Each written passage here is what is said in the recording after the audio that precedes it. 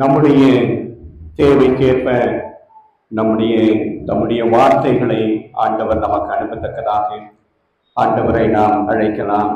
அப்பா, எங்களோடு கூட பேசுங்க சுவாமி. ஆண்டவரை, எங்களோடு கூட பேசுங்கப்பா. உம்முடைய நல்வார்த்தையை எங்களுக்கு அனுப்புங்க ஆண்டவரே. எங்களுடைய போராட்டங்கள் ஆண்டவரே, எங்களுடைய சோர்வுகள், பலகீனங்கள், கண்ணீர்களின் மத்தியிலே நாங்கள் வந்திருக்கிறோம் ஆண்டவரே. தவிப்பு இருக்கிறது ஆண்டவரே, ஏக்கம் இருக்கிறது ஆண்டவரே. எங்களுக்கு தேவைகள் அநேகம் இருக்கிறதப்பா. எங்களுடைய வாழ்வை மாற்றுங்க ஆண்டவரே, உதவி செய்யுங்கப்பா என்று சொல்லி நாம் ஆண்டவரை நோக்கி கூப்பிடும் பொழுது கர்த்தர் மனதுருகி ஆண்டவர் தம்முடைய வார்த்தை அனுப்பி நம்மை விடுவிக்கவும் நம்மை ஆசீர்வதிக்கவும் அவர் போதுமானவராக இருக்கிறார். அப்பா, என்னை முழுவதும் அர்ப்பணித்தேனையா, உயிரோடு இருக்கும் நாளெல்லாம் உமக்கு சொந்தமையா. அப்பா, என்னை முழுவதும் அர்ப்பணித்தேனையா, உயிரோடு இருக்கும் நாளெல்லாம் உமக்கு சொந்தமையா. அப்பா, என்னை முழுவதும் அர்ப்பணித்தேனையா, உயிரோடு இருக்கும் நாளெல்லாம் உமக்கு சொந்தமையா. அர்ப்பணித்தேன், நான் அர்ப்பணித்தேன், நான் அர்ப்பணித்தேன். ஆவி ஆத்ம சரீரம் அர்ப்பணித்தேன், ஆவி ஆத்ம சரீரம் அர்ப்பணித்தேன். அப்பா, என்னை முழுவதும் அர்ப்பணித்தேனையா, உயிரோடு இருக்கும் நாளெல்லாம் உமக்கு சொந்தமையா. அப்பா, என்னை முழுவதும் அர்ப்பணித்தேனையா, உயிரோடு இருக்கும் நாளெல்லாம் உமக்கு சொந்தமையா. உள்ள முதல் எல்லாமே உமக்கு தாழையா, ஒரு கள்ள கபடம் இல்லாம காத்து கொள்ளுமையா. உள்ள முதல் எல்லாமே உமக்கு தாழையா, ஒரு கள்ள கபடம் இல்லாம காத்து கொள்ளுமையா. அர்ப்பணித்தேன், நான் அர்ப்பணித்தேன், அர்ப்பணித்தேன், நான் அர்ப்பணித்தேன். ஆவி ஆத்ம சரீரம் அர்ப்பணித்தேன், ஆவி ஆத்ம சரீரம் அர்ப்பணித்தேன். அப்பா, என்னை முழுவதும் அர்ப்பணித்தேனையா, உயிரோடு இருக்கும் நாளெல்லாம் உமக்கு சொந்தமையா. அப்பா, என்னை முழுவதும் அர்ப்பணித்தேனையா, உயிரோடு இருக்கும் நாளெல்லாம் உமக்கு சொந்தமையா. நன்றி ஆண்டவரே, ஸ்தோத்திரிக்கிறோம் சுவாமி. எங்களோடு கூட பேசுங்கப்பா. அடியனை மறைங்க, நீங்க வெளிப்படுங்க. உம்முடைய சத்தம் மாத்திரம் எங்களுக்கு கேட்கப்பட வேண்டும் ஆண்டவரே. எங்களை சுற்றி வேலையடைங்க. எந்த தடைகளும் நாசங்களும் மோசங்களும் ஒன்றும் எங்களை அணுகாதபடி நாங்கள் உம்மை காண வந்திருக்கிறோம். நாங்கள் உம்மை கண்டு நிறைவாய் இங்கிருந்து புறப்பட எங்களுக்கு உதவி செய்யும். ஆசீர்வதியும், ஆசீர்வதியும். இயேசு கிறிஸ்துவின் மூலம் ஜெபமேறெடுக்கிறோம் எங்கள் ஜீவன் உள்ள நல்ல பிதாவே, ஆம். கிறிஸ்துவுக்குள் அன்பான தேவ ஜனமே, உங்கள் யாவரையும் ஆண்டவராக இயேசு கிறிஸ்துவின் இனிதான வல்லமையான பெரிதான நாமத்தினாலே நாங்கள் அனைவரையும் வாழ்த்துகிறோம். ஹல்லேலூயா, ஹல்லேலூயா, ஹல்லேலூயா. எனக்கு அருமையான தேவ ஜனமே, நீண்ட இடைவெளிக்கு பிறகு உங்களை முகமுகமாக சந்திக்கிற ஒரு வாய்ப்பை ஆண்டவர் ஏற்படுத்தி கொடுத்திருக்கிறார். ஆகவே நாம் கரங்களை தட்டி ஆண்டவருக்கு நன்றிகளை செலுத்துறங்களை நாம் செலுத்த ஆண்டவர் நம்மை அழைக்கிறார்.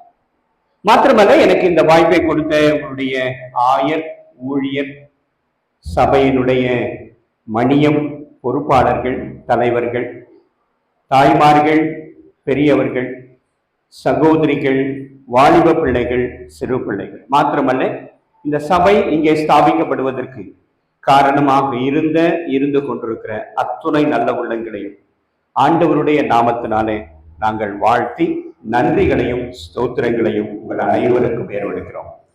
கர்த்தர் உங்களை ஆசீர்வதிப்பார். நீங்கள் பலுகி பெருகி தேவனுக்கு பிரியமான மக்களாக, சாட்சியுள்ள மக்களாக வாழ வேண்டும் என்று சொல்லி நாங்கள் கிறிஸ்துவுக்குள் உங்களை வாழ்த்துகிறோம். ஹல்லேலூயா, ஹல்லேலூயா, ஹல்லேலூயா. இன்றைக்கு நம்முடைய தென்னிந்திய திருச்சபையின் அட்டவணையின்படி கொடுக்கப்பட்டிருக்கிற தலைப்பு என்னவென்றால்,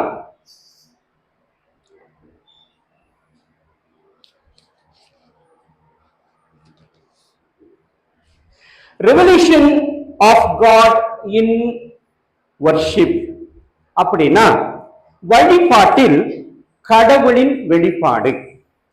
இதுதான் நம்முடைய தென்னிந்திய திருச்சபைகளுடைய அட்டவணையில இன்றைக்கு எல்லா சபைகளிலும் தியானிக்கிற ஒரு தலைப்பின் செய்தியாக இருக்கிறது. இந்த அடிப்படையில தான் இன்றைக்கு நாம் செய்தியை கேட்க போகிறோம். இந்த தலைப்பிற்கு ஆதாரமாக ஆண்டவர் நமக்கு கொடுத்திருக்கிற வசனத்தை நாம் முதலாவது வாசிக்க கேட்கலாம். எடுத்துக்கொள்ளுங்கள். யாத்ராகமம் 20வது அதிகாரம் 11வது வசனம்.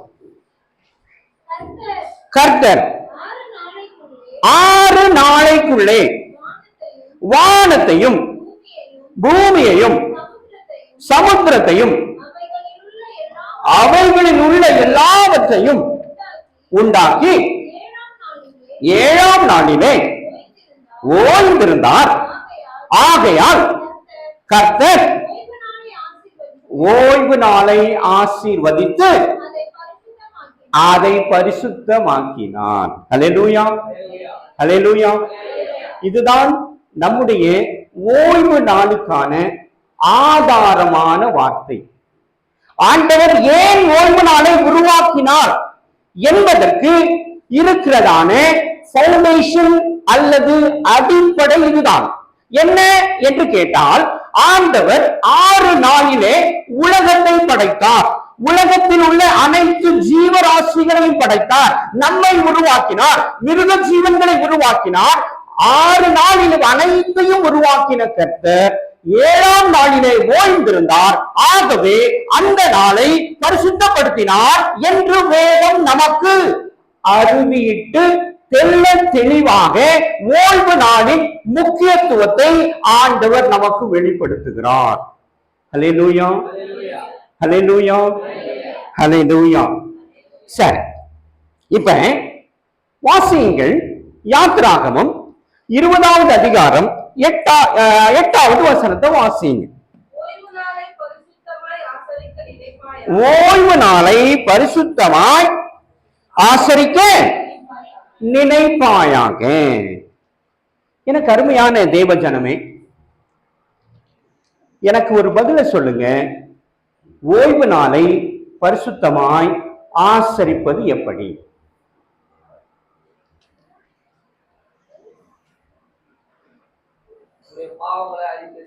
பாவங்களை அறிக்கை செய்து அவரிடத்துல ஒப்பு கொடுத்து, அப்புறம் சீக்கிரமா நீங்க ஒரு 45 ஆண்டுகள் பழமையான சபையை சேர்ந்தவர்கள். தெரியுமா உங்களுக்கு? தெரியுமா எத்தனை ஆண்டு பழமையானவர்கள் நீங்கள்?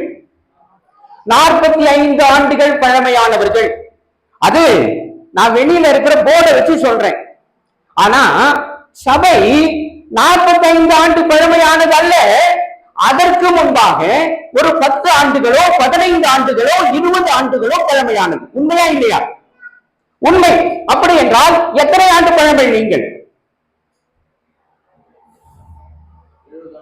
ஆமா, ஞாபகம் வச்சுக்கொள்ளுங்க. 70 ஆண்டு பழமையான சபையில் நான் கேட்கிறேன், பரிசுத்தமாய் ஆசரிக்க நினைப்பது என்ன? அப்படின்னா என்ன? ஆண்டவர் சொல்லி இருக்கிறாரே, ஆண்டவர் வார்த்தையாலே தம்முடைய வார்த்தையை கட்டளையாக வெளிப்படுத்தி இருக்கிறாரே. ஆண்டவர் சொல்லுகிறார், ஓய்வு நாளை பரிசுத்தமாய் ஆசரிக்க நினைப்பாயாக. அப்படின்னா என்ன அர்த்தம்? சரி, யோசிங்க. நான் யோசிக்கிறதுக்கு ஒரு டைமும் கொடுக்குறேன், ஒன்னும் தப்பு இல்லை. அதுக்கு முன்னாடி இன்னொரு வசனத்தை வாசிங்க. எசேக்கியேல் 13:13. சீக்கிரமா. எசேக்கியேல் 13:13.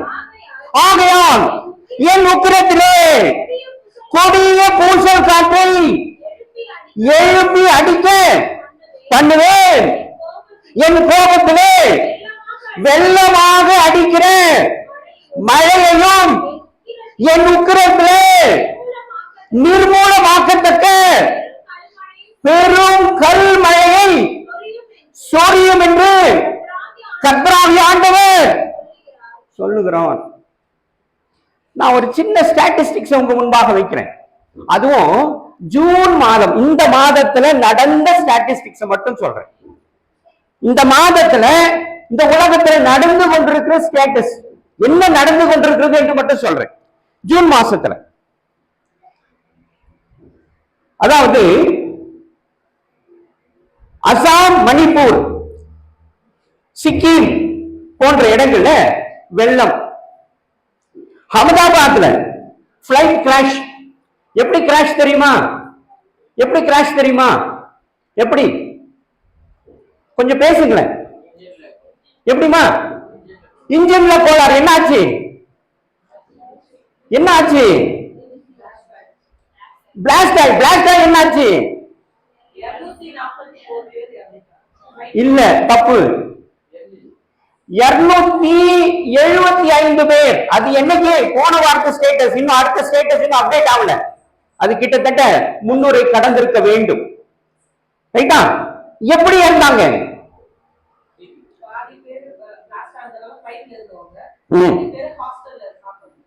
சரி, பாதி பேர் இல்லைங்க, முழு பிளைட்ல போன அத்தனை பேர் இறந்துட்டாங்க, ஒருத்தர் தவிர. ஆனா அதுவும் இப்ப கேள்விக்குறியா இருக்கு, அது வேற விஷயம். 241 பேர் மரித்தார்கள். எப்படி மரித்தார்கள் என்றால், எப்படி மரிச்சாங்க தெரியுமா? கரிக்கட்டையாக எரிந்து அழிந்து போனார்கள். தயவு செய்து இதையெல்லாம் நம்ம கணக்குல வைக்கணும், இதெல்லாம் கண்ணோக்கி பார்க்கணும். அடுத்தது பெங்களூர்ல வெள்ளம், கிரீஸ்ல எர்த்குவேக், சுவிட்சர்லாந்துல கிளேசியர், அதாவது ஐஸ் கட்டி. அப்புறம் அசாம், அப்புறம் கோவா, கேரளா, டெல்லி, மும்பை, உத்தரப்பிரதேஷ், சத்தீஸ்கர், கர்நாடகா, பீகார், ஜார்க்கண்ட் வெள்ளம். மெக்சிகோ என்னது? ஐஸ் கட்டி மழை. ரைட்டா? அடுத்தது ஜப்பான்ல எர்த்குவேக். இதெல்லாம் எப்ப நடந்தது தெரியுமா? இந்த மாசத்துல நடந்து கொண்டிருக்கிறது மட்டும் தான் சொல்றேன். இந்த மாசத்துல நேற்று நடந்தது, முந்தா நாள் நடந்தது, அதுக்கு முந்தின நாள் நடந்தது, அதுக்கு முந்தின நாள் நடந்தது என்பதை மட்டும் நான் உங்களுக்கு நான் சொல்றேன். இன்னொரு விஷயம் தெரியுமா? இன்னொரு விஷயத்தையும் நாம் புரிந்து கொள்ள வேண்டும். வாசியுங்கள். எசேக்கியேல் 38வது அதிகாரம் 13வது வசனத்திலிருந்து கொஞ்சம் வாசிங்க.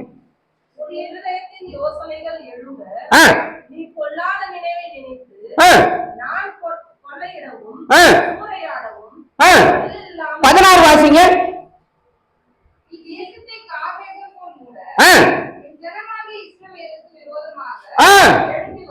எழும்பி வருவாய், கடைசி நாட்களிலே இது சம்பவிக்கும்.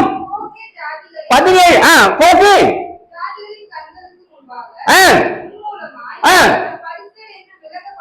17வது வசனத்தை வாசிங்க. வரப்பண்ணுவேன். 39:2 வாசிங்க. உன்னை உன்னை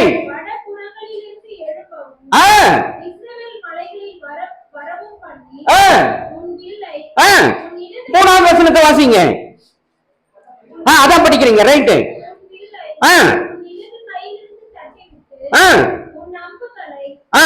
அஞ்சு அஞ்சு ஆறு வாசிங்க.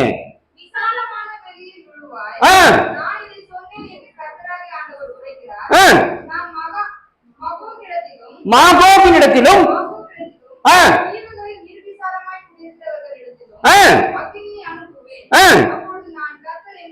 ஒன்னாவது வசனத்தை வாசிங்க. இப்பொழுதும் மனுபுத்திரனே, கோகுக்கு விரோதமாக தீர்க்க தரிசன முறைக்கு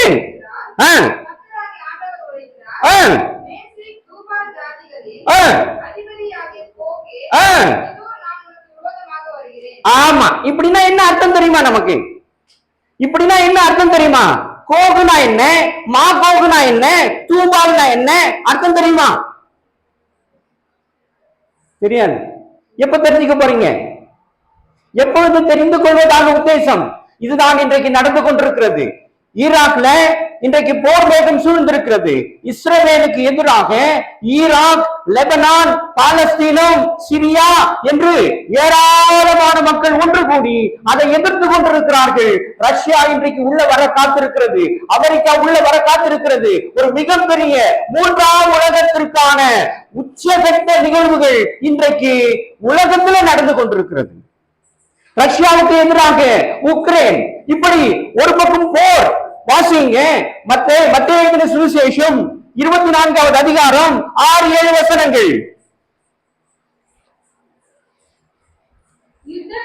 யுத்தங்களையும் யுத்தங்களின் செய்திகளையும் கேள்விப்படுவீர்கள். கலங்காதபடிக்கு எச்சரிக்கையாயிருங்கள். இவைகள் எல்லாம் சம்பவிக்க வேண்டியதே, ஆனாலும் முடிவு உடனே வராது.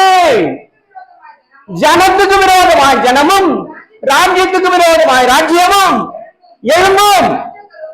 பஞ்சங்களும் கொள்ளை நோய்களும் பூமி அதிர்ச்சிகளும் பல இடங்களில் உண்டாகும். 2020 என்ன நடந்தது? கொரோனா. என்ன நடந்துச்சு கொரோனால? எவ்வளவு பேர் இருந்தாங்க? கணக்கே தெரியாது. நான் சொல்றேன், கணக்கு எழுதிக்கங்க. 46,50,000 பேர் மரிச்சாங்க. ஆனா இந்திய தேசத்தினுடைய கணக்கு எவ்வளவு தெரியுமா? வெறும் 5 லட்சம் தான். கண்டுபிடிங்க, இது உண்மையா இல்லையான்னு கண்டுபிடிங்க. 46 லட்சம் மக்கள் இறந்தார்கள் இந்தியாவில் மட்டும். என்ன பண்ணி கொண்டிருக்கிறோம்? என்ன செய்து கொண்டிருக்கிறோம்? இதெல்லாம் நடக்குதா?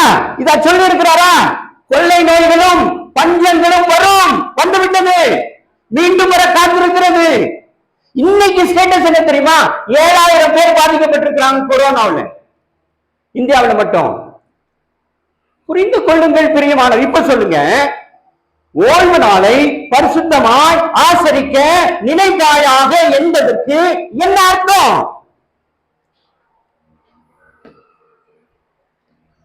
சரி, நீங்க யோசிங்க, சொல்லுங்க. அவருடைய ஆலயத்தை தேடி வந்து தோல்விகள், அப்புறம் ஆத்மா தாழ்மைப்படுத்தும். அடுத்தது சரி, என்னமா யார் யார் யாரு?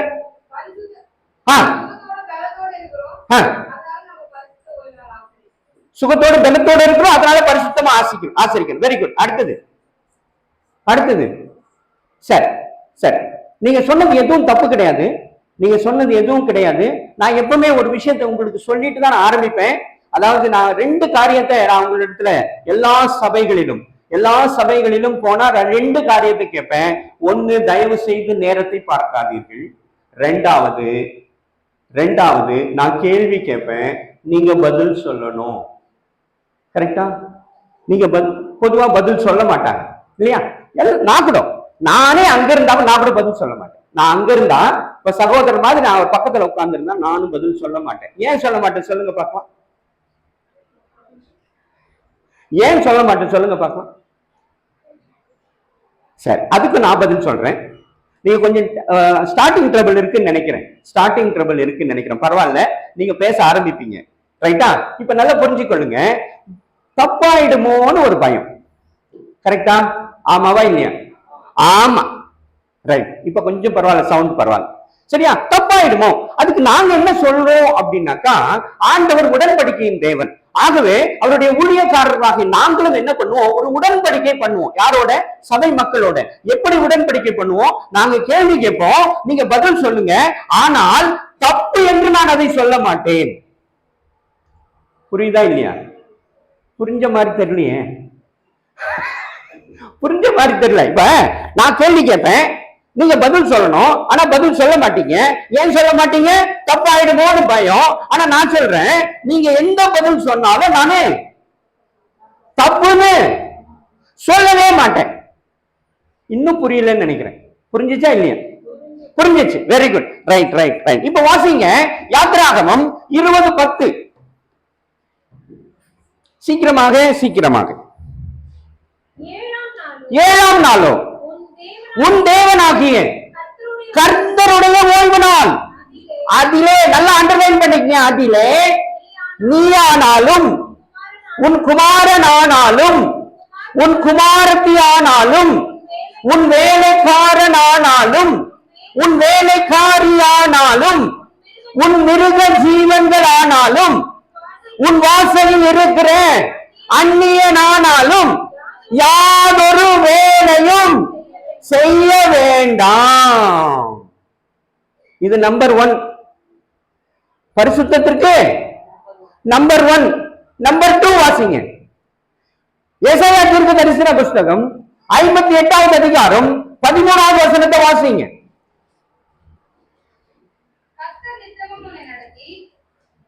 58:13.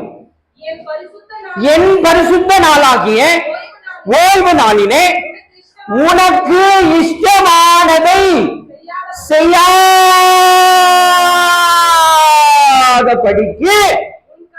உன் காலை விலக்கி உன் வழிகளின்படி நடவாமல் உனக்கு இஷ்டமானதை செய்யாமலும் உன் சொந்த பேச்சை பேசாமலும் இருந்து ஓய்வு நாளை மனமகிழ்ச்சியின் நாள் என்றும் கர்த்தருடைய பரிசுத்த நாள் என்றும் என்னமா மகிமையுள்ள நாள் என்றும் சொல்லி அதை மகிமையாக எண்ணுவாயாகில்.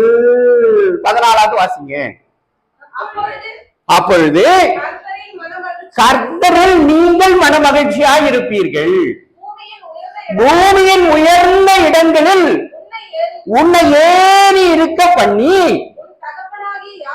உன் தகப்பனாகிய யாக்கோபினுடைய சுதந்திரத்தால் உன்னை போஷித்து கர்த்தருடைய வாயிதை சொல்லிட்டு. ஹல்லேலூயா ஹல்லேலூயா. இப்ப சொல்லுங்க, ஓய்வு நாளை பரிசுத்தமாய் ஆசரிக்க நினைப்பது எப்படி? ஆமா ஆமா ஆமா. இப்ப நாம அப்படி செய்யறோமா? எப்ப செய்யறதா உத்தேசம்? எப்பமா? இந்த ஆராதனை முடிச்சுட்டு போய் செய்யற மாதிரி உத்தேசம். ரொம்ப சந்தோஷம். கர்த்தர் உங்களை ஆசீர்வதிக்கட்டும் இல்லையா? அவர் சொல்றாரு ஆராதனை முடிச்சுட்டு போய் செய்ய போறாரு. ரைட்டா? புரிந்து கொள்ளுங்கள், புரிந்து கொள்ளு. வாசியுங்கள் சங்கீதம் 39.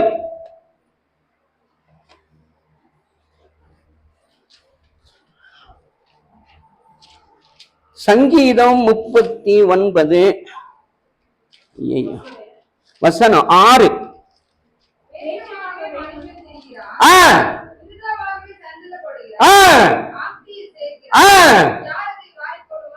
அவ்வளவுதான். இப்ப புரியுதா? இப்ப புரியுதா? சகோதரர் சொன்னார் பாருங்க பதில். சகோதரர் அழகா பதில் சொன்னார் இல்லையா? வசனம் என்ன சொல்றது? மறுபடியும் வாசிங்க. வேஷமாகவே மனுஷன் திரிகிறான், விருதாவாகவே சஞ்சலப்படுகிறான், ஆஸ்தியை சேர்க்கிறான், யார் அதை வாரிக்கொள்வான் என்று அறியான். புரிந்து கொள்ளுங்கள் பிரியமானவர்களை. சரி, இப்ப நான் ஒரு 2 குறிப்பு மட்டும் உங்களுக்கு முன்பாக வைக்க போறேன். 2 குறிப்பு. ஒன்று கீழ்ப்படிதல். அந்த கீழ்ப்படிதல்ல ரெண்டு நபர்களை உங்கள் முன்பாக வைக்க போகிறேன். ஒருவர் ஆபிரகாம், மற்றொருவர் சவுல் என்கிற ராஜா. இந்த கீழ்ப்படிதலுக்கு ஆபிரகாம் கீழ்ப்படிந்தார் என்று நாம் அனைவரும் அறிந்திருப்போம். அறிந்திருக்கிறோமா இல்லையா? அறிஞ்சிருப்போம். ஆபிரகாம் கீழ்ப்படிந்தான். சரி, கீழ்ப்படிந்ததனால அவன் என்ன பலன் அடைந்தான் என்பதை பார்க்க போறோம் இல்லையா? கீழ்ப்படிதல், அதுதான் தலைப்பு. அந்த தலைப்பின் கீழே ரெண்டு பேரு. ஒருவன் ஆபிரகாம். ஆபிரகாம் கீழ்ப்படிந்தான். எப்படி கீழ்ப்படிந்தான்? அதனால என்ன லாபம் அடைந்தான் அதை பார்க்க போறோம். இரண்டாவது ஒரு குறிப்பு, சவுல் ஆகிய ராஜாவாகிய சவுல் அவன் கீழ்ப்படியவில்லை. அந்த கீழ்ப்படியாததனால என்ன வந்தது, என்ன லாபம் அடைந்தான், என்ன நிலைக்கு அவன் தள்ளப்பட்டான், இதை நாம பார்க்க போறோம். இதை மட்டும்தான் நாம பார்க்க போறோம், வேற ஒன்றுமே கிடையாது. ரைட்டா? அதற்கு முன்பாக நான் உங்க முன்பாக ஒரு கேள்வியை வைக்க போகிறேன்.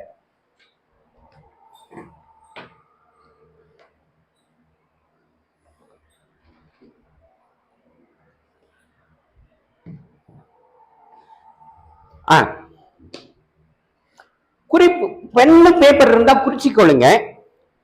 கர்த்தரின் சொல்படிதான் நான் அவரை தொழுது கொள்கிறேனா?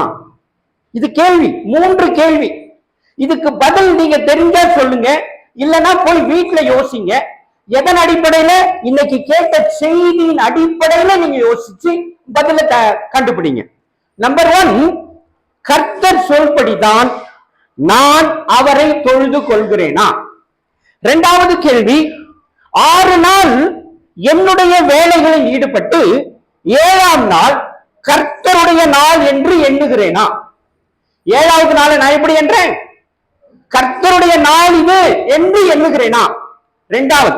மூன்றாவது கேள்வி, என்னை உருவாக்கி எனக்கு உதவியாக மற்ற எல்லாவற்றையும் உருவாக்கிய கர்த்தரை உரிய முறையில் கனப்படுத்துகிறேனா?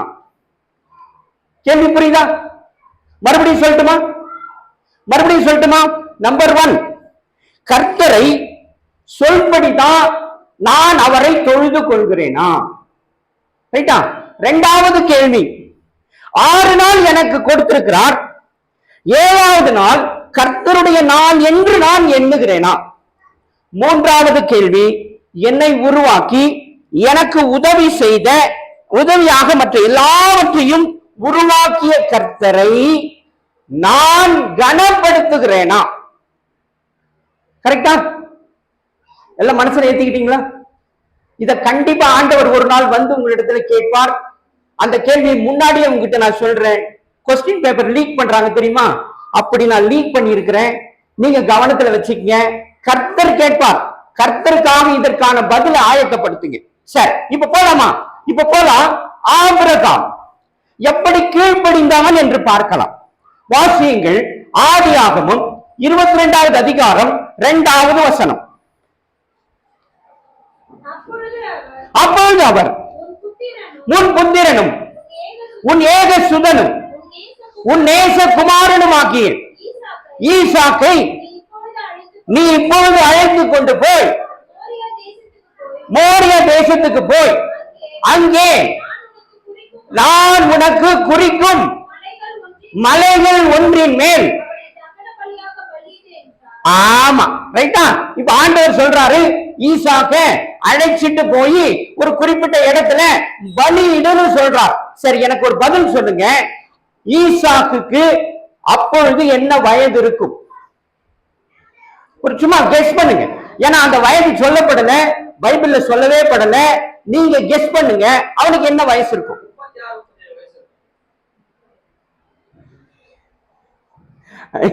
சரி, ஓகே, இது நல்ல கருத்து தான் இருக்கட்டும், அதையும் ஏற்றுக்கொள்ளலாம், தவறு இல்லை. ஆனா அப்போ அவனுக்கு உண்மையிலேயே வயது என்னவா இருக்கும் அப்படின்னா ஒரு 14-16 வயசு இருக்கும், அவ்வளவுதான் இல்லையா? சின்ன பையன்தான். அவ்வளவு பெரிய ஈசாக்கு வந்து கல்யாணம் பண்ற வயசு இல்லை. அதுக்கப்புறம் தான் அவனுக்கு 36ல அவனுக்கு கல்யாண வயசுல சொல்லப்பட்டிருக்கு, அது வேற.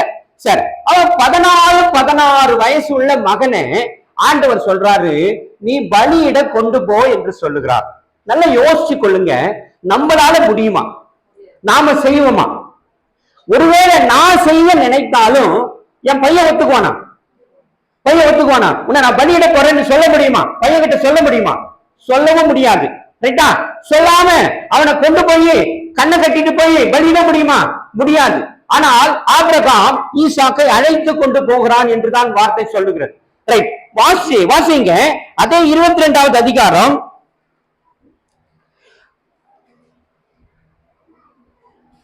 9வது வசனத்திலிருந்து வாசிங்க. இடத்துக்கு வந்தார்கள். அங்கே பாருங்க, நல்லா கவனிங்க, நல்லா கவனிங்க.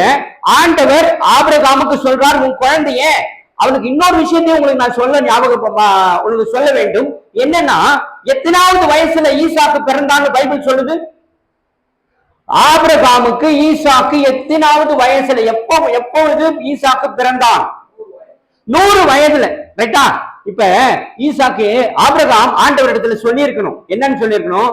ஆண்டவர் 2வது வசனத்துல சொல்லும் போது, ஒரு புத்திரனையும் ஏக சுதனும் ஆகி ஈசாக்கு நீ எனக்கு பலியிடுன்னு சொல்லும் போது ஆபிரகாம் என்ன ஆண்டவர்கிட்ட சொல்லி இருக்கணும்?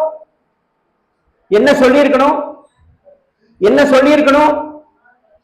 ரொம்ப நாள் கழிச்சு குழந்தை பிறந்திருக்கு ஆண்டவரே, அதுவும் ரொம்ப நாள் இல்ல, வயசான காலத்துல.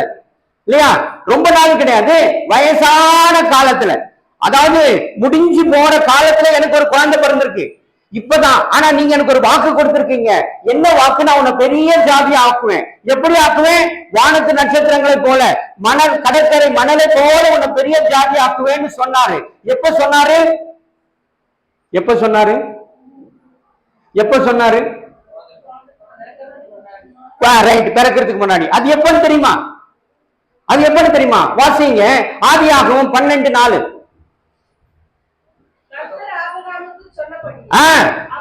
அவன் புறப்பட்டு போனான், லோத்தும் அவனோடு கூட போனான். ஆபிரகாம் ஆரானை விட்டு புறப்படுகிற போது, ஆமா 75 வயசுல ஆண்டவர் ஆபிரகாமை பார்த்து சொல்றாரு, உன்னை நான் பெரிய ஜாதி ஆக்குவேன். அப்ப அவனுக்கு குழந்தை இருந்துச்சா? இல்ல. குழந்தையே இல்லாத போது ஆண்டவர் ஒரு வாக்குத்தத்தம் பண்றாரு. எப்படி வாக்குத்தத்தம்? அது சாதாரண வாக்குத்தத்துல, வானத்தை பாரு, வானத்தை பாரு, நட்சத்திரத்தை என்ன முடியுமா பாரு, என்னவே முடியாதுல்ல, அது போல என்னுடைய சந்ததி இருக்கும். ஆனா ஆபிரகாமுக்கு அப்போ குழந்தையே கிடையாது. ஹல்லேலூயா! இதான் ஆண்டவர், இதான் ஆண்டவர். புரிந்து கொள்ளுங்கள், இதுதான் ஆண்டவர். அப்ப அப்படிப்பட்ட சூழ்நிலையில் இப்ப ஆண்டவர் ஒரு குழந்தையை கொடுக்கிறாரு, 100வது வயசுல கொடுக்கிறாரு. அப்ப ஆண்டவர் அவனை பார்த்து சொல்றாரு, இந்த குழந்தையை பலியிடன்னு சொல்றாரு. அப்ப ஆபிரகாம் ஆண்டவர் இடத்துல சொல்லி இருக்க வேண்டும். என்னன்னு சொல்லி இருக்கணும்? ஆண்டவரே, எனக்கு 100 வயசு ஆயிடுச்சு, இவ்வளவு நாள் காத்திருந்த, 25 வருஷம் காத்திருந்த ஆண்டவரே, இன்னும் 25 கூட கிடையாது, 36 வயசு, 36 வருஷம் காத்திருந்த ஆண்டவரே. ஏன்னா ஈசாக்கோட வயசு 16 இல்லையா, அதையும் சேர்க்கணும் இல்ல. அப்போ 116 வருஷம் வந்திருக்கு ஆண்டவரே. இந்த வருஷ வயசுல எனக்கு குழந்தையை கொடுத்திருக்கீங்க, இந்த குழந்தைய பலியிட சொல்றீங்க, நியாயமா? கேட்டிருக்கணுமா வேண்டாமா? நீங்க கேட்பீங்களா மாட்டீங்களா? கேட்பீங்களா மாட்டீங்களா? கேட்போம், கண்டிப்பா கேட்போம், நாம கண்டிப்பா கேட்போம். ஆனா ஆபிரகாம் கேட்கல. அப்ப நாம ஏன் கீழ்ப்படி இருக்குல்ல? யார் அது கீழ்ப்படிதல் சொன்னது? வெரி குட், வெரி குட், நல்லவங்க. அப்ப நாம கீழ்ப்படுகிறோமா? நாம கீழ்ப்படியணுமா? நாம கீழ்ப்படியணும், படியணும். புரிந்து கொள்ளுங்கள். சரி, அப்போ சரி, அவரு கொண்டு போய் பலியிட போனாரு. பலியிட்டானா? பலியிட்டானா? பலியிடல.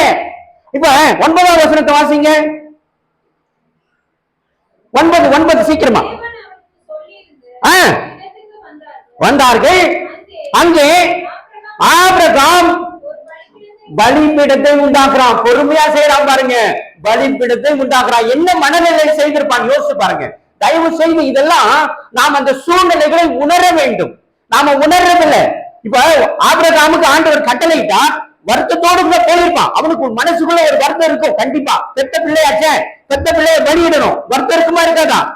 கல்லான மனுஷன் அவன் இல்ல, அவனும் மனிதன் தானே, அவன் கடையலா இல்ல, அவனும் மனிதன்.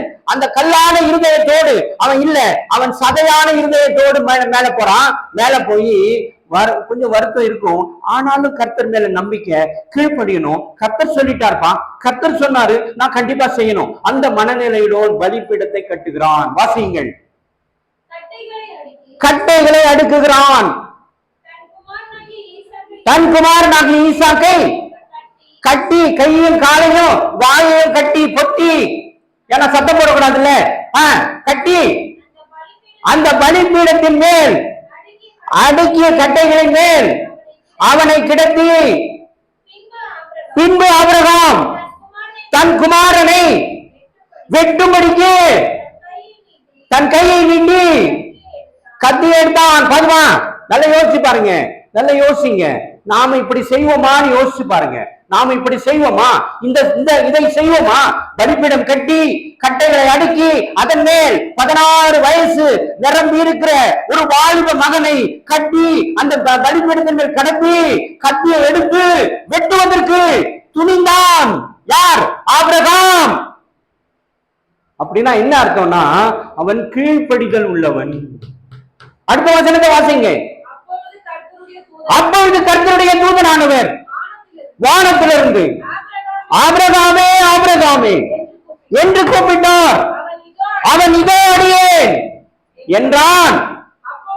அப்பொழுது அவர், போடாதே, அவனுக்கு ஒன்றும் செய்யாதே, உன் புத்திரன் என்றும் ஏக சுதன் என்றும் பாராமல் எனக்காக ஒப்பு கொடுத்தபடியால்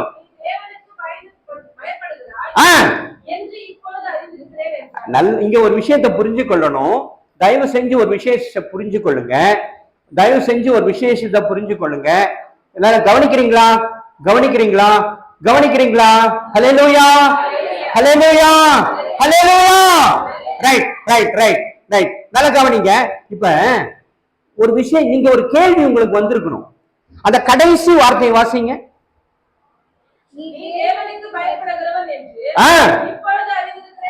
எப்ப சொல்றாரு ஆண்டவர்? எப்ப சொல்றாரு? பலியிடும் போது இல்லையா? அவன் பலியிட துணிந்து போய் கத்திய ஓங்குன போது சொல்லுகிறார். ஆனா ஆண்டவர் எப்பொழுது சொல்லி இருக்க வேண்டும்? யதார்த்தமாக எப்பொழுது சொல்லி இருக்க வேண்டும்? எப்பொழுது? பலிபீடம். அடுத்தது சீக்கிரமா கை கால் கட்டும் போது, பலிபீடத்தின் மீது கை கால் கட்டும் போது. அப்புறம் எப்பொழுது ஆண்டவர் சொல்லி இருக்க வேண்டும்? விறகு மேல அடுக்கும் போது. அப்புறம் எப்போ? எப்போ? சீக்கிரமா படுக்க வச்சு. நீங்க அங்கேயே தான் இருக்கிறீங்க.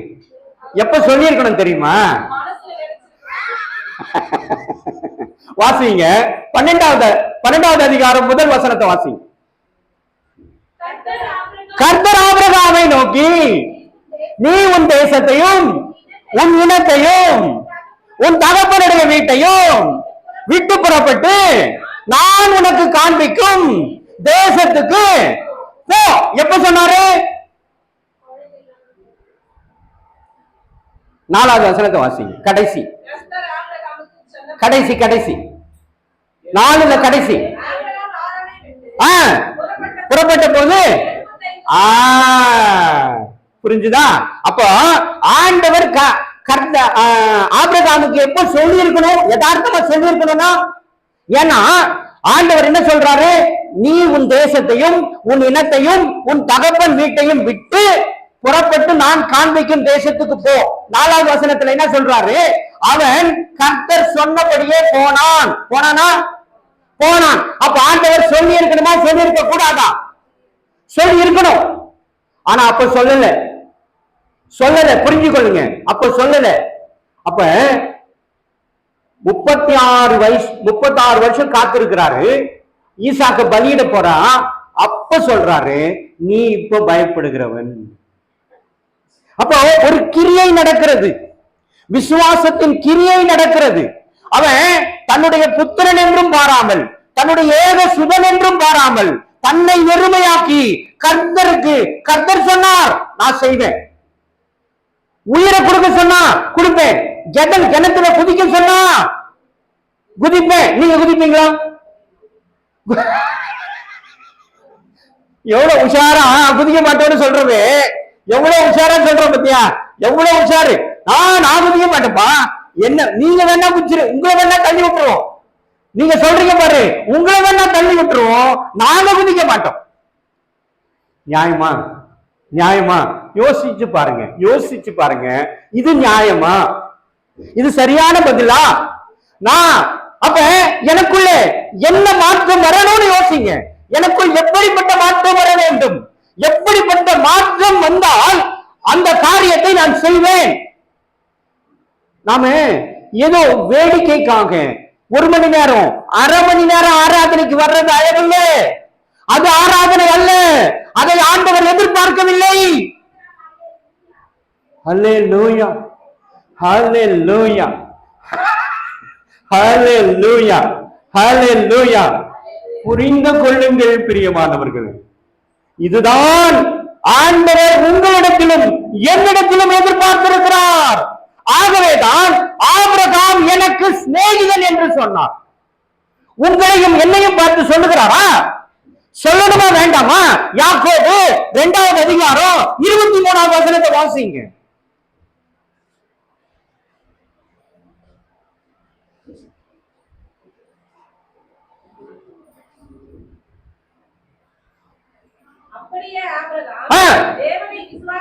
தேவனை விசுவாசித்தான், அது அவருக்கு நீதியாக எண்ணப்பட்டது.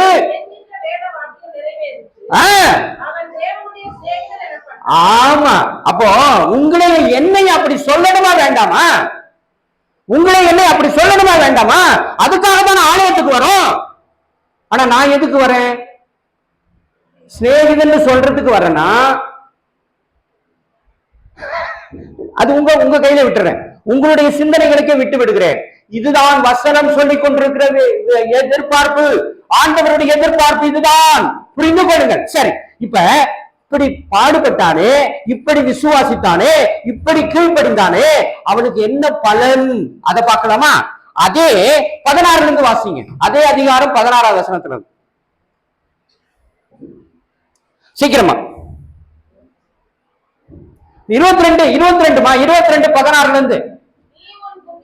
நீ உன் புத்திரன் என்றும் உன் ஏக சுதன் என்றும் பாராமல் அவனை ஒப்பு கொடுத்தபடியால், இந்த காரியத்தை செய்தபடியால், இப்ப பாருங்க எப்படி சொல்றார் பாரு.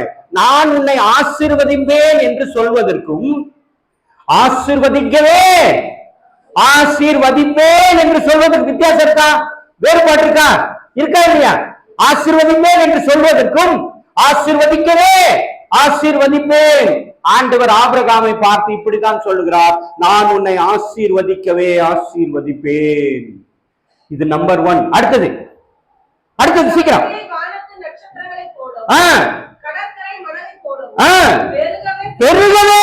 பெருக பண்ணி என்றும் உன் சந்ததியார் சத்துருக்களின் வாசல்களில் சுதந்தரித்துக் கொள்வார்கள். இப்ப வாசிங்க 12, 2, 3 வசனங்கள். நான் உன்னை பெரிய ஜாதியாக்கி உன்னை ஆசீர்வதித்து. நல்லா கவனிச்சுக் கொள்ளுங்க. இப்போ ஆண்டவர் ஆபிரகாம் பேரை பெருமைப்படுத்தினாரா இல்லையா? இப்ப உங்க பேரையும் என் பேரையும் பெருமைப்படுத்தணுமா வேண்டாமா? வேணுமா இல்லையா? அந்த 3 கேள்விகளுக்கு பதில கண்டுபிடிங்க.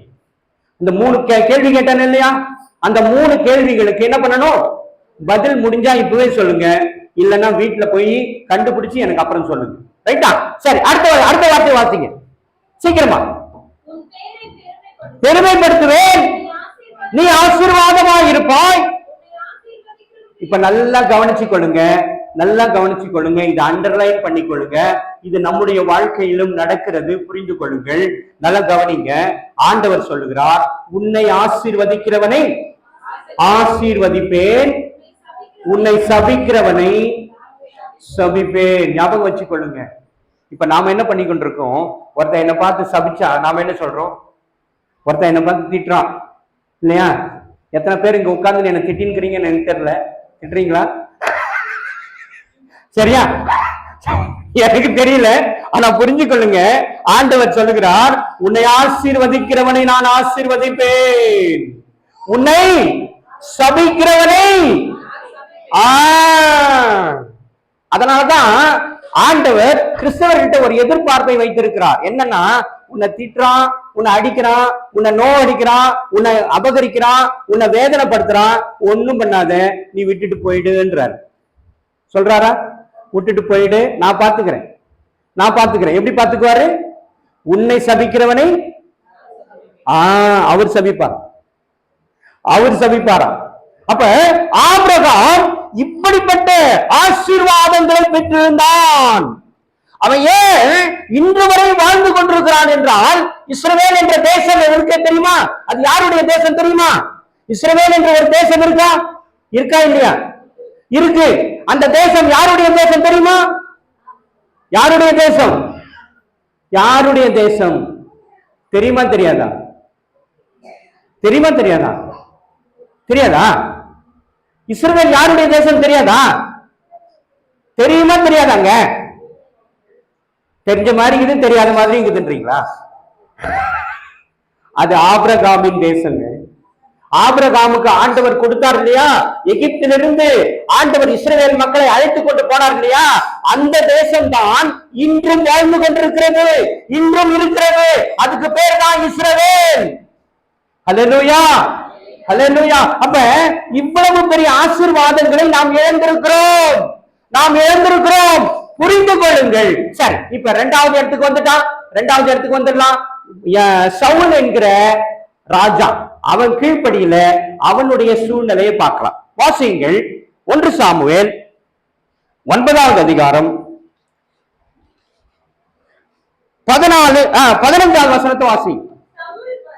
சவுல் வர்ற ஒரு நாளுக்கு முன்பு கர்த்தர் சாமுவேலின் காது கேட்க, நாளை இந்நேரத்துல பென்யமீன் நாட்டானாகிய ஒரு மனுஷனை உன்னிடத்தில் அனுப்புவேன், அவனை என் ஜனமாகிய இஸ்ரவேலின் மீது அதிபதியாக அபிஷேகம் பண்ண கடவாய். ஹல்லேலூயா. இப்ப ஆண்டவர் சாமுவேல்கிட்ட சொல்றாரு, சாமுவேலே, நீ கவலைப்படாத, ராஜா ஒருத்தரை நான் தெரிவு செஞ்சுட்டேன், அவன் ஒரு மனுஷன், அவனை நான் உங்ககிட்ட அனுப்புவேன், அவனை நீ என்ன பண்ற? அவனை என்ன பண்ற? அபிஷேகம் பண்ணுகிறாய் என்று சொல்லுகிறார். ரைட்டா? இப்ப எப்படி அனுப்பினார்னு வாசிங்க. 2வது வசனத்துல 9:2-3 வசனங்களை வாசிங்க.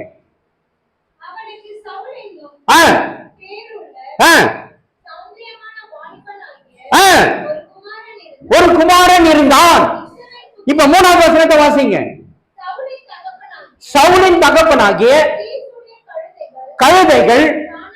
ஆமா, இப்ப பாருங்க, ஆண்டவர் ஒரு சூழ்நிலை உருவாக்குகிறார். கீசினுடைய கழுதைகள் காணாம போயிட்டது. உடனே அவன் தன்னுடைய மகனை கூப்பிட்டு, அவன் தான் சவுல், அவனை அழைத்து, அப்பா, நம்ம வீட்டு கழுதை காணாம போயிடுச்சு, நீ ஒரு வேலைக்காரனை கூட்டிட்டு அதை போய் தேடி பாரு, எங்க போயிருக்குன்னு தேடி கண்டுபிடிச்சு கொண்டு வா என்று அனுப்புகிறான். இவன் தேடிக்கொண்டு போய் சாமுவேல் இருக்கிற அந்த பட்டணத்திற்குள் போய் விடுகிறான். சாமுவேல் கிட்ட போய் சேர்ந்துடுறான். சாமுவேல் கிட்ட போய் நிக்கிறான். இப்ப வாசிங்க 16வது வசனத்தை வாசிங்க. 17வது வசனத்தை வாசிங்க.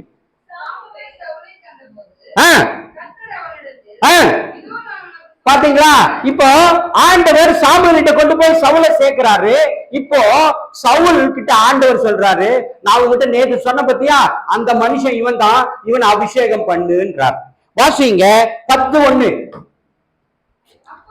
அப்பொழுது சாமுவேல் தைல குப்பியை எடுத்து அவன் தலையின் மேல் வார்த்து அவன் முத்தம் செய்து, கர்த்தர் உன்னை தம்முடைய சுதந்திரத்தின் மீது ராஜாவாக அபிஷேகம் பண்ணினார் அல்லவா அப்படின்னு சொல்றான். இப்ப 8வது வசனத்தை வாசிங்க.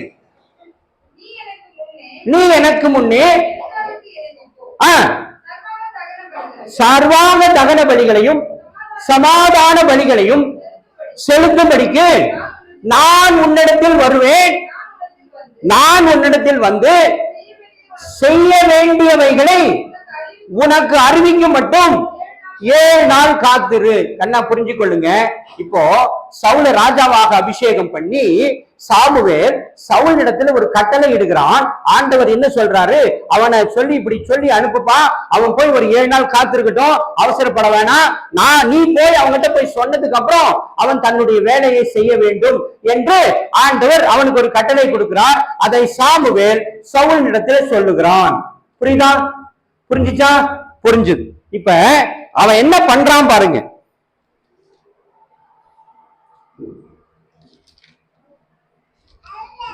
ஆ 13:8 வாசிங்க. 13வது அதிகாரம் 8 வாசிங்க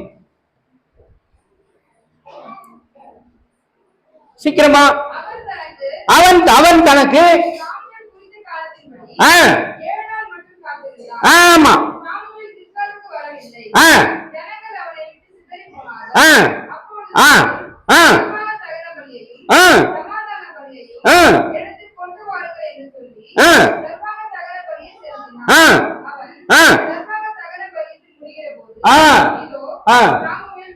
வந்துவிட்டான். இப்ப பாருங்க 13வது வசனத்திலிருந்து வாசிங்க.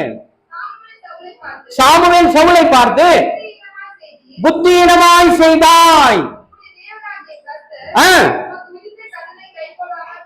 ஆமா, இப்ப போதுமா? இப்ப சவுல் என்ன பண்றான்? ஆண்டவருடைய வார்த்தைக்கு கீழ்ப்படியாமல் அவன் காத்திருந்தான். அவர் வர்றதுக்கு கொஞ்சம் லேட் ஆகணும்னு அதே சர்வாங்க தகன பலியெல்லாம் பலி செலுத்திட்டு இவனா அவனுடைய விருப்பப்படி செஞ்சுட்டு புறப்பட போறான். அப்போ சாமுவேல் சொல்றான், நீ புத்தியீனமாய் செய்தாய், நீ ஆண்டவருடைய வார்த்தைக்கு கீழ்ப்படியவில்லை. ரைட்டா? சரி, அடுத்தது இப்ப 2வது ஒரு ஆப்ஷனை கொடுக்கிறார் அவனுக்கு. வாசிங்க 15:1 வாசிங்க. 15வது அதிகாரம் 1 சீக்கிரமா. பின்பு சாமுவேல் இஸ்ரவேலராகிய தம்முடைய ஜனங்கள் மேல் 2வது வசனத்தை வாசிங்க. சேனைகளின் கர்த்தர் சொல்லுகிறதாவது 3வது வசனத்தை வாசிங்க. இப்பொழுது நீ போய் அவனுக்கு உண்டான எல்லாவற்றையும் சங்கரித்து அவர்கள் மீது இரக்கம் வைக்காமல் புருஷரையும் ஸ்திரீகளையும் ஸ்திரீகளையும் பிள்ளைகளையும் குழந்தைகளையும் ஆடுகளையும் ஒட்டகங்களையும் கழுதைகளையும் கொன்று போட கடவாய். இப்ப வாசிங்க 8வது வசனத்திலிருந்து வாசிங்க.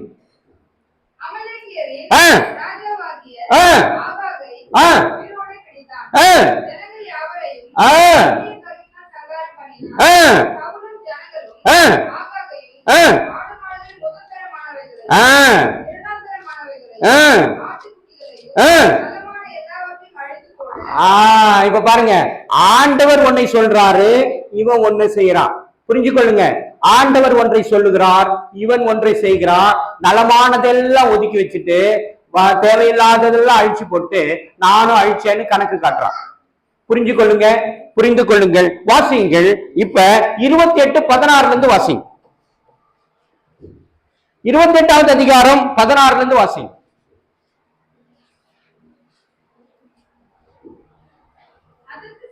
அதாவது இப்போ அதை படிக்கிறதுக்கு முன்னாடி ஒன்றை கொஞ்சம் கவனிங்க. கீழ்ப்படிந்த ஆபிரகாமை ஆண்டவர் ஆசீர்வதித்தார். எப்படி ஆசீர்வதித்தார்? அவன் இன்று வரை வாழ்கிறான், அவனுடைய சந்ததி இன்று வரை வாழ்ந்து கொண்டிருக்கிறது. புரிந்து கொள்ளுங்கள். கீழ்ப்படியாத சவுல் அவனுடைய நிலையை இப்ப பார்க்கிறான். வாசி. அதற்கு சாமுவேல், கர்த்தர் உன்னை விட்டு விலகி உனக்கு சத்துருவாய் இருக்கும் போது என்னிடத்துல கேட்க வேண்டிய அவசியமே கிடையாது. அடுத்தது, என்னை கொண்டு சொன்னபடியே செய்து முடித்து ராஜ்யத்தை உன் கையிலிருந்து வாங்கி அதை உன் தோழனாகிய தாவீது கொடுத்து விட்டார். அடுத்தது, கர்த்தருடைய சொல் கேளாமலும் அவனுக்கு மேல் அவருக்கு இருந்த கோபத்தின் உக்கிரத்தை தீர்க்காமல் போனபடியால் கர்த்தர் இன்றைய தினம் உனக்கு இந்த பிரகாரமாக செய்தார். போதுமா? இப்ப ஆண்டவரை கீழ்ப்படியாம போனா, அவருடைய சொல்லுக்கு கீழ்ப்படியாமற் போனார், அவருடைய சந்ததியை ஆண்டவர் கருவறுப்பார் என்பதை புரிந்து கொள்ளும். அதுக்கு ஆதாரத்தை பார்க்கலாம். 2 சாமுவேல் 3வது அதிகாரம் 1வது வசனம். சவுலின் குடும்பத்துக்கும் தாவீதின் குடும்பத்துக்கும் நெடுநாள் யுத்தம் நடந்தது. தாவீது வர வர பலத்தான், சவுலின் குடும்பத்தாரோ வர வர பலவீனப்பட்டு போனார்கள். புரிந்து கொள்ளுங்கள். 2வது 4:4 சவுலின் குமாரன் யோனத்தானுக்கு 2 காலும் முடமான ஒரு குமாரன் இருந்தான். சவுலும் யோனத்தானும் மடிந்த செய்தி இஸ்ரவேலிலிருந்து வருகிற போது அவன் 5 வயதுள்ளவனாயிருந்தான். அப்பொழுது அவனுடைய தாதி அவனை எடுத்துக்கொண்டு ஓடி போனால், அவள் ஓடி போகும் பொழுது அவசரத்தில் அவன் விழுந்து முடவனானான். போதும் போதும், புரிஞ்சு கொள்ளுங்க. ஒரு நிமிஷம் எல்லாரும் எழும்பி நில்லுங்க. ஒரு நிமிஷம் எழும்பி நில்லுங்க. கேட்ட சத்தியத்தை தயவு செய்து புரிந்து கொள்ளுங்கள். ஆபிரகாம் கீழ்ப்படிந்தான். எப்படி கீழ்ப்படிந்தான்? அவர் சொல்லுகிறபடியெல்லாம் கீழ்ப்படிந்தான். அவர் என்ன சொல்லுகிறாரோ அதை அப்படியே செய்தான் என்று வசனம் நமக்கு அறிவுறுத்துகிறது. ஆண்டவர் இன்றைக்கு நம்மிடத்துல அதை தான் எதிர்பார்க்கிறார். ஆண்டவருக்கு நாம் கீழ்ப்படிய வேண்டும். ஆண்டவர் ராஜாதி ராஜாவாக இருக்கிறார். அவர் இந்த உலகத்தை படைத்தவர். அவர் உங்களையும் என்னையும் உருவாக்கினவர். அவர் உங்களுடைய நன்மைகளை தேடுவது தவிர அவருக்கு வேற வேலையே கிடையாது. நம்மை ஆசீர்வதிப்பதுதான் அவருக்கு பிரியம் என்று வேதம் சொல்லுகிறது. ஆகவே அப்படிப்பட்ட தேவனை அவர் எப்படி சொல்லுகிறாரோ அப்படித்தான் அவரை நாம் தொழுது கொள்ள வேண்டுமே ஒழிய நமக்கு இஷ்டமானபடி தொழுவது தொழுகை ஆகாது என்பதை தயவு செய்து புரிந்து கொள்ளுங்கள். அதற்காக தான் இந்த 2 குறிப்புகளை உங்களுக்கு விளக்கமாக கொடுத்தோம். ஆபிரகாம் கீழ்ப்படிந்தான், எப்படியெல்லாம் அவன் பலப்பட்டான் என்று பார்த்தோம். சவுல் கீழ்ப்படியாமற் போனான், அவன் எப்படியெல்லாம் அழிந்து அவனுடைய குடும்பமே அழிந்து போனது என்பதை பரிசுத்த வேதாகமம் நமக்கு சொல்லுகிற ஆதாரத்தையும் பார்த்தோம். இப்பொழுது சிந்தித்துக் கொள்ளுங்கள், ஒப்பு கொடுங்கள், தலைகளை தாழ்த்துங்கள், கண்களை மூடுங்கள். ஆண்டவர் இன்றைக்கு உங்களோடு கூட நிச்சயமாக பேசி இருப்பார். ஆண்டவருடைய ஓய்வு நாளை நாம் கனவீனமாக ஆசரிப்போம் என்று சொன்னால் நமக்கு எது கிடைக்கும் என்பதை நீங்களே உணர்ந்து கொள்ளுங்கள் என்று ஆண்டவர் இன்றைக்கு வலியுறுத்துகிறார். ஹல்லேலூயா, ஹல்லேலூயா, ஹல்லேலூயா. தாழ்த்துங்கள், கண்களை மூடுங்க, ஆண்டவரை நோக்கி பாருங்க. ஆண்டவரே, நீர் எங்களோடு கூட பேசினிருப்பாம். ஒரு விளக்கத்தை கொடுத்திருக்கிறீர். நான் என்ன செய்ய வேண்டும் என்பதை எனக்கு உணர்த்தி இருக்கிறீர். ஆண்டவரே, என்னுடைய குடும்பம் கண்ணீரோடு இருக்கிறது, கவலையோடு இருக்கிறது, பாடுகளோடு இருக்கிறது.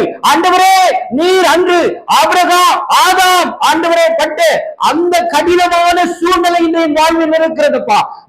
நெற்றியின் வேர்வை சிந்தி நீ உன்னுடைய உணவை புசிப்ப அப்படின்னு சொல்லப்பட்ட அந்த சாபம் இன்று வரை எனக்குள் இருக்கிறது. ஆண்டவரே, அந்த சாபம் என்னை விட்டு நீங்கவில்லை. வருத்தத்தோடு நீ உன் அப்பத்தை புசிப்பா என்று சொல்ல அந்த காரியம் இன்று வரை நடந்து கொண்டிருக்கிறது. ஆண்டவரே, நான் சாபமாகவே நிறுத்தப்பட்டிருக்கிறேன். எப்பொழுது இந்த சாபம் என்னை விட்டு நீங்கும் ஆண்டவரே? ஆண்டவர் சொல்லுகிறார், நீ எப்பொழுது கீழ்ப்படுகிறாயோ அப்பொழுது உன்னை விட்டு நீங்கும் என்று சொல்லுகிறார். ஹல்லேலூயா, ஹல்லேலூயா, ஹல்லேலூயா. ஆண்டவரோடு கூட பேசுங்க, ஆண்டவரோடு கூட பேசுங்க, ஆண்டவரோடு கூட பேசுங்க. ஒப்பு கொடுங்க. ஆண்டவரே, நான் புரிந்து கொண்டேன். ஆண்டவரே, நான் எங்கே தவறுகிறேன் என்பதை எனக்கு புரிந்து விட்டேனப்பா. இனி நான் அந்த தவறை நான் செய்யாதபடி என் குடும்பத்தாரோடு இணைந்து உண்மை நான் மகிமைப்படுத்துவேன், உண்மை கனப்படுத்துவேன், உண்மை உயர்த்தி பிடிப்பேன். நீர் எனக்கு கொடுங்க ஆண்டவரே. இந்த ஆண்டவரே பரிசுத்த நாளை பரிசுத்தமாய் ஆசரிக்க நான் இனி முதற்கொண்டு பாடுபடுவேன் என்று ஒப்பு கொடுங்க. அப்பொழுது உங்கள் வாழ்க்கை மாறும். ஹல்லேலூயா. அன்பு கூறுவே இன்னும் அதிகமாய், அன்பு கூறுவே இன்னும் அதிகமாய், ஆராதிப்பேன் இன்னும் ஆர்வமாய், முழு உள்ளத்தோடு ஆராதிப்பேன், முழு பலத்தோடு அன்பு கூறுவேன். ஆராதனை ஆராதனை ஆராதனை ஆராதனை, அல்லேலூயா. ஆராதனை ஆராதனை ஆராதனை ஆராதனை. எபினேசரே எபினேசரே, இதுவரையில் உதவினீரே. எபினேசரே எபினேசரே, இதுவரையில் உதவினீரே. இதுவரையில் உதவினீரே. உம்மை முழு உள்ளத்தோடு ஆராதிப்பேன், முழு பலத்தோடு அன்பு கூறுவேன். ஆராதனை ஆராதனை ஆராதனை ஆராதனை, அல்லேலூயா. ஆராதனை ஆராதனை ஆராதனை ஆராதனை.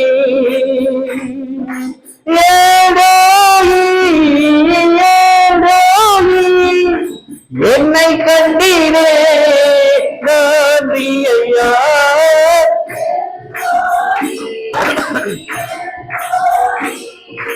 என்னை கண்டீரே நன்றி ஐயா. என்னை கண்டீரே நன்றி ஐயா. உம்மை முழு உள்ளத்தோடு ஆராதிப்பேன், முழு பலத்தோடு அன்பு கூறுவேன். ஆராதனை ஆராதனை ஆராதனை ஆராதனை, அல்லேலூயா. ஆராதனை ஆராதனை ஆராதனை ஆராதனை. ஏகோவரப்போ சுகம் தந்தீரே நன்றி ஐயா. சுகம் ஏகோவரப்போ சுகம் தந்தீரே நன்றி ஐயா. சுகம் தந்தீரே நன்றி ஐயா. உம்மை முழு உள்ளத்தோடு ஆராதிப்பேன், முழு பலத்தோடு அன்பு கூறுவேன். ஆராதனை ஆராதனை ஆராதனை ஆராதனை, அல்லேலூயா. ஆராதனை ஆராதனை ஆராதனை ஆராதனை.